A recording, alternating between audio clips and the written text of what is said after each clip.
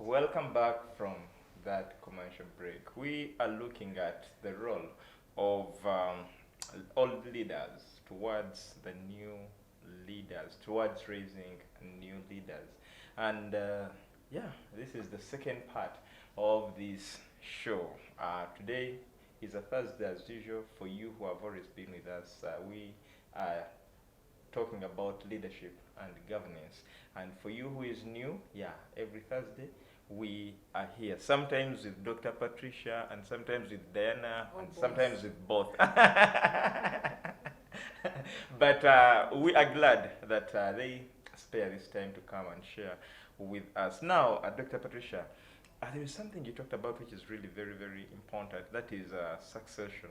And how can the new leaders learn, sorry, not actually new leaders, but I mean, how can the old leaders prepare smooth succession and transition to the new leaders? Because you said that is a role of the old leaders. Now, how can they prepare? Well, when you look at the biblical characters, Mm. they did not hold on to the mantle to death. They had to leverage power to somebody to succeed them.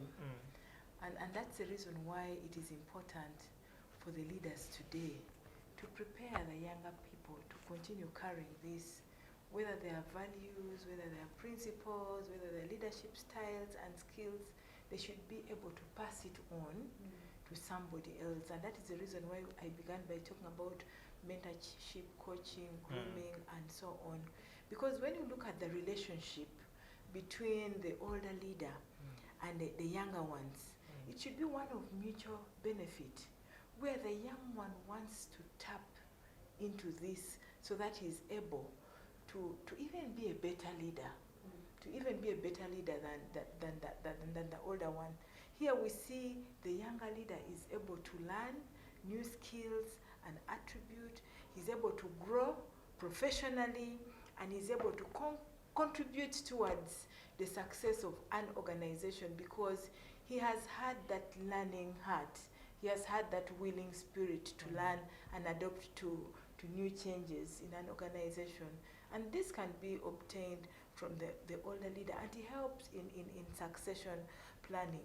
So by leveraging the wisdom and experience from the older leaders and mentorship of the older leaders, you find that the young leaders will be able to, first of all, accelerate their development and also be able to make a positive impact as leaders, especially on their teams, on the people they are leading, or even within the organization at large. But Edwin, you remember I started by talking about values, foundational issues which should start from family. These things somebody can be nurtured as a young person and grow, knowing that their values and attributes we need to embrace and we need to implement even in our leadership in order to make better leaders. Because when you look at values, they play a very crucial role, especially in shaping the dynamics of both the family and even the community. When it starts from the family and someone grows with these attributes, in the family context, values first of all serve as that foundation upon which relationships are built. Now think about a leader without relationships, then who will he be leading? Because every leader has got to interact with people and lead teams and so on. So for me, I see values serving as that foundation upon which relationships are built, and the older leaders teach the younger leaders these values by guiding them into interactions, by helping them through decision-making processes like the example I gave. The values basically help the young leaders to establish norms, to establish beliefs and principles that will govern their behavior and their leadership journey. It helps them be better leaders. It helps even in their expectations within the family unit and even the community at large or the institutions they are leading. So I think when we talk about those values and norms and principles, it is the senior, older leaders who know about it. Because some of us who consider ourselves a bit senior, we learned a bit of civics. A bit of civics, but it got phased out. But civics was a subject which was rich in values. That's why people learn respect, integrity, the national flag, the coat of arms. You become patriotic while you're still young and growing. I know that these are the symbols of power in my country. When they're raising the flag, you don't go walking around like a goat. You stand and pay respect. Yes. When you find them singing the national anthem, you don't just crisscross. You stand to attention because you're showing respect. So I think these norms, these ethical values and principles can be inculcated into the younger leaders by the older leaders because they've seen it all, they've experienced it all, and they have rich historical memory and even institutional memory which they can share and pass on to the younger leaders, which is very, very important because if the younger leaders embrace this, then they will be able to improve in their performance. We will see output. We will see leaders who have a heart for the people.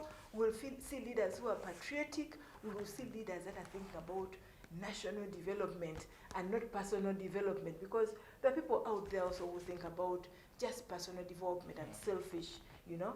But the patriotic leaders who have tapped from the wisdom and knowledge of the older leaders are basically able to grow and be better leaders from within their families. First of all, it starts from family, like I said, with values like love, respect, integrity, honesty, compassion, empathy, which are taught by the senior leaders, the young leaders who are growing. And when they grow and leave those families and they unleash the community out there or society, then they will uphold these values. And values also help them create a sense of identity, cohesion, and solidarity. Recently, I was speaking in a place called Patiko.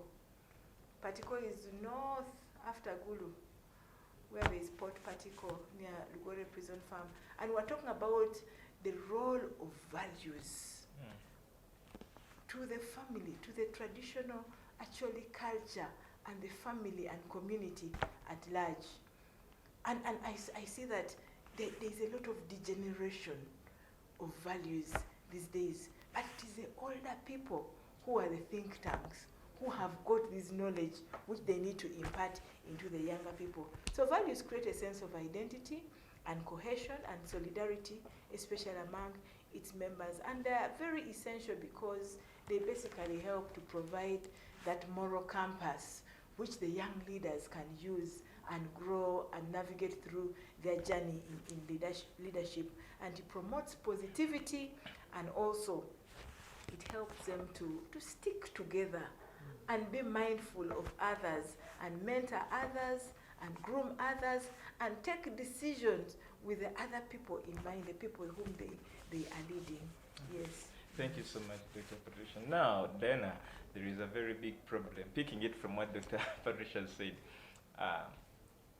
this generation in which we are in, you look at probably what the old leader is doing, those that Dr. Patricia has referred to as think tanks, and you're like, Zachimpe Nchkwatemu, I think I can do it better than them. Even when you might not be really having enough skills to take up the role, but you feel you can do it better than them because maybe they're aging or they are they're not updated. But how can the old leaders create supportive environment for leaders, for the new leaders to grow and develop, that even when they yearn to come after them, at least the old leader will sit in the chair and say, yeah, I'm proud of that person. Wow.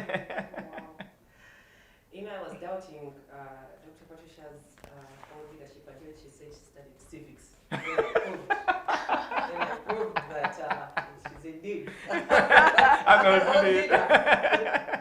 Said civics. I don't study civics. but What happened to such subjects? It was stripped off. Because of the .com. When the Dianas came up, they thought it was irrelevant. So the leadership then decided to scrap it off, saying that this is a waste of time. But we are realizing that when you look at our national values, they are seated in there. It's In the the core civics. of the national ethical values for this country, Uganda today. Yes.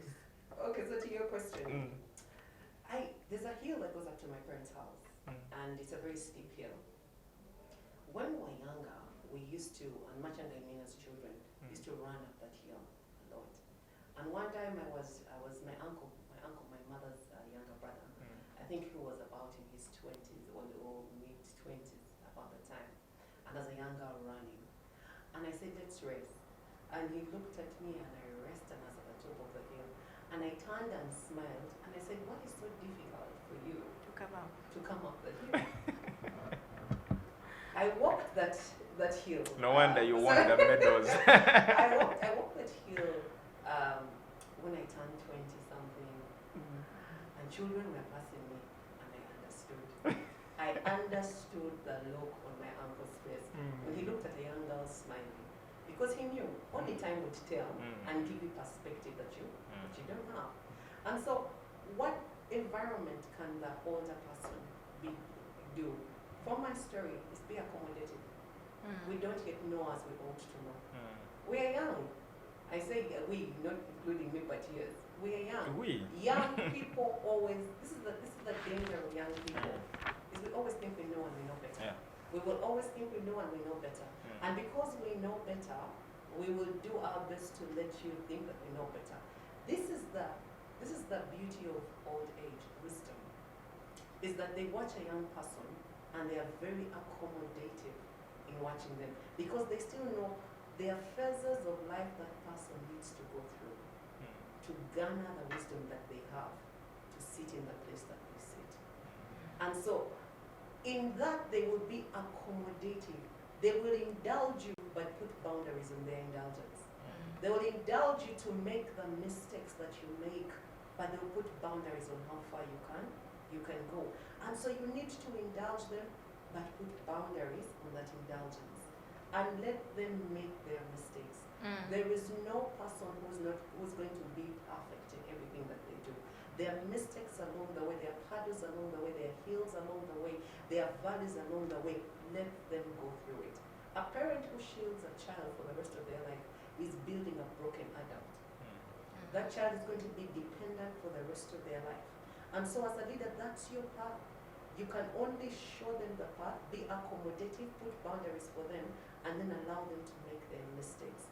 And when they do make mistakes, when being the key word, you as an older leader, sit them down and ask them what they are learning from it. Don't tell them what you think you want them to hear. Ask them what they are learning from it. Because when they're able to acknowledge their mistakes, they will grow from it. A person who can't acknowledge their mistakes will never grow from it. In any institution, any political ambition, when you don't meet the mark, you sit down and evaluate, where did I go wrong? Take ownership of where you went wrong. Learn from it. Because it's not the end. It's not the end. And I think also what the old leaders need to tell people is a position is not an end in itself. A CEO is not an end in itself. An MD is not an end in itself. It's the beginning of a new challenge. It's the beginning of a new sphere. And it's now your role to pass on what you have learned, what you have learned to the younger generation, to pull them up to the situation that you are in. Any leader knows that the moment you get an opportunity to lead, pull up the next people. It's a short window. Pull up the next people. That's your first assignment. Pull up the next people. Because you have a short window to sit within which you're sitting. When Dr. Patricia says she has 4 years, she's saying I have a short window to sit, and it has got to count. I've got to make it count. How do I make it count? I pull up those that are coming after me. I introduce them to the path that I have taken. I show them what it is that they need to learn, and I help them be the best of themselves. Within the shortest time possible. Within the shortest time possible. But I think lastly is don't model people to be you. Model them to be the best of themselves. In mentorship, you don't create a mini you. You don't create someone who is just a mirror of who you are. They may in their coming up, they may speak like you, walk like you, do things like you, right? But you see, they say imitation is the highest form of flattery. It's because of what they admire in you that they take up your tone of speech, the way you walk and how you dress. But in essence, what you do with them is you take that raw material and you fine-tune it to be the best of who they can be. Because your greatest success is not creating a mini you. It is creating someone in their best form and allowing them to shine when it's time for them to be on the stage. Wow. What I liked from what Diana has shared, allow them to make mistakes. I've been a mother. I'm a mother to 3 boys, and you know how boy children can be so complicated. When they are crawling, you're chasing them all over the place. The boy wants to go and touch a candle, and you're like, leave. But when you allow him to touch it and burn his fingers, then he will not repeat that mistake again. He's chasing after a cockroach. He wants to pick it and eat it. And I go, my God. Or he's admiring the iron, hot as it is. The boy child wants to touch it. But when you allow them touch it a bit and know that it is dangerous, it is hot, then they learn. The ambitious leaders, the young leaders, you need to allow them to grow and become what they want, like Diana has said. If they can make some mistakes, then they examine themselves and correct themselves. They come out to be better leaders because they will have taken that challenge as an opportunity to review how they can improve and become better leaders. So I think there are great, rich lessons in what Diana has shared. Wow.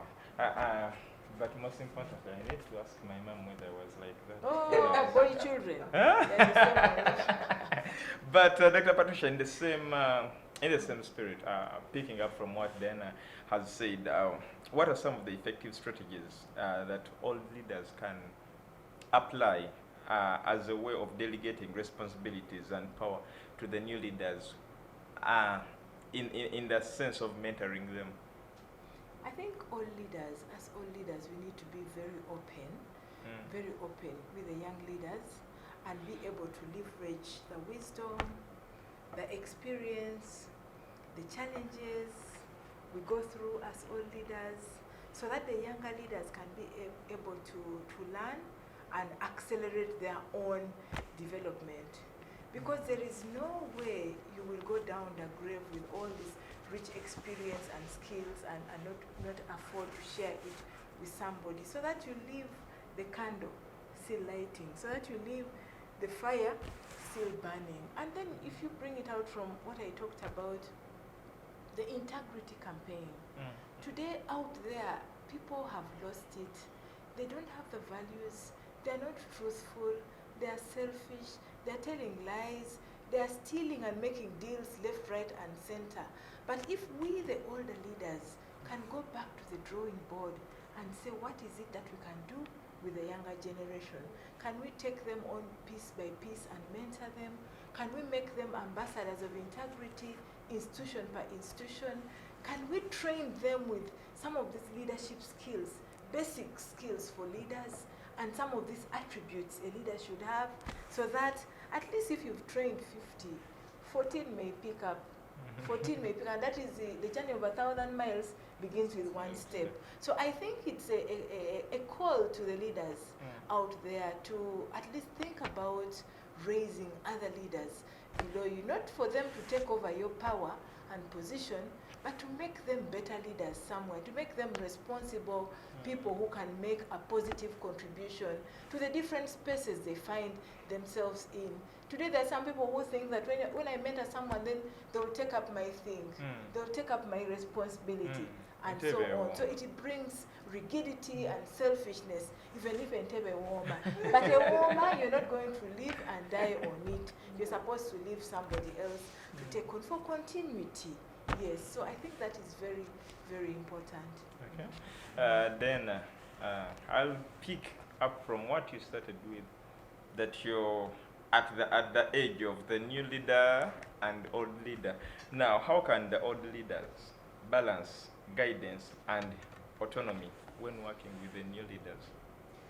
That's a difficult stretch to balance, because you're asking someone to balance their personal interests and also to try and give someone. So you're saying autonomy and? Autonomy and guidance. And guidance. Oh my gosh. That's a difficult one. I think the best way is to put in systems where you are training people. Yeah, you're training people. I think you have to train yourself first, because who doesn't like autonomy? I like control. I like control. I want to be in control of many things. I want to be in control of the final thing. But as you grow up in leadership, you realize that your back is bent and it becomes hard because you're trying to control everything. And so what do you do as a leader is to cede some power to the younger generation. So you're balancing the two. Cede power to people that are coming after you.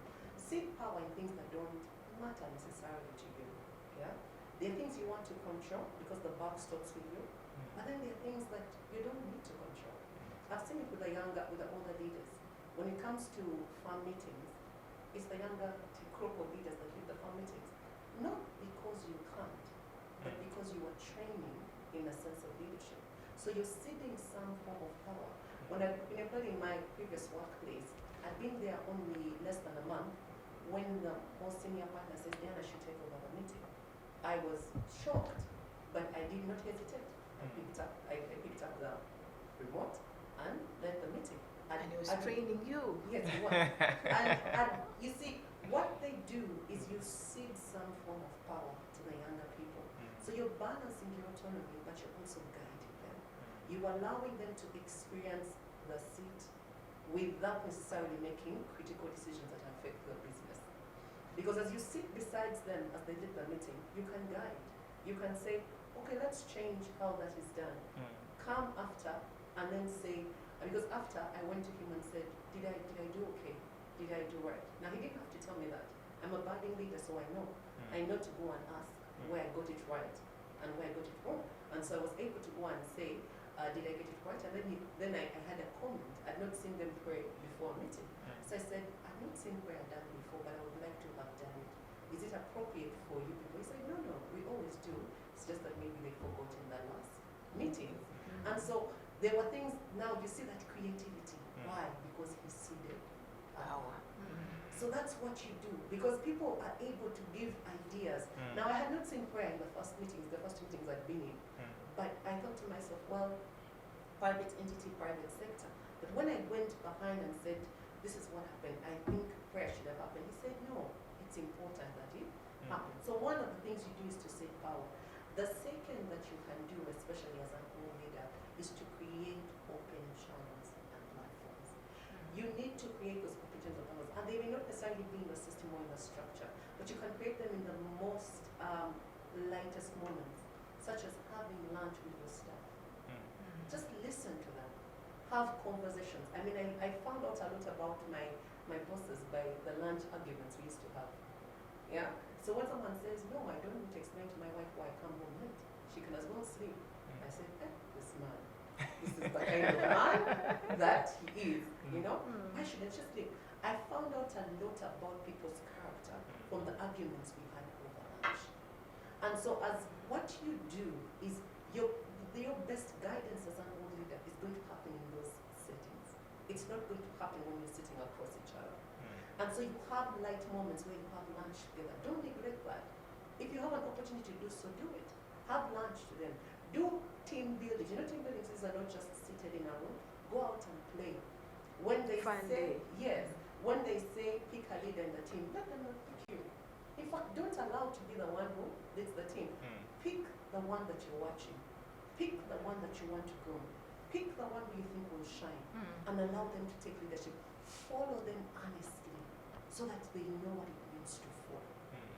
Follow them in that place. So I think that setting is very critical in having that balance of autonomy and guidance. Because what can a fun day or a training produce in terms of the bigger output? Not much, but it's a building block. So you're showing them how to be led, how to lead, how to work as a team, but you're allowing yourself to take the back seat. So those are things that I think can help balance. Okay.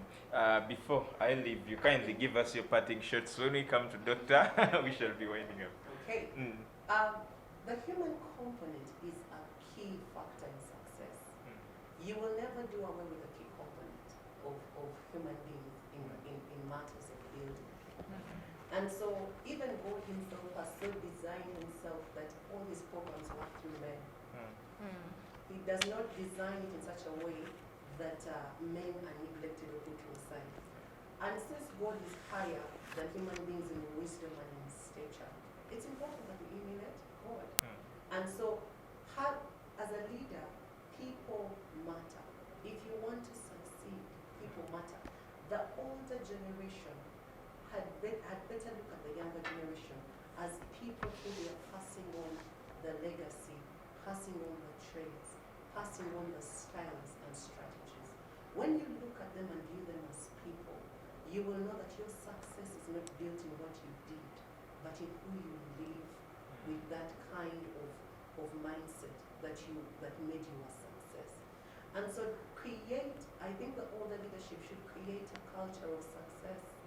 And it happens when you interlink my success with her success and your success. You have created a culture of success. Thank you so much. Dr. Patricia, we are winding up. From the conversation we've had today, Adrian, and listeners out there, for me, my take home is that only empowered leaders give power to others. Only empowered people can reach their potential.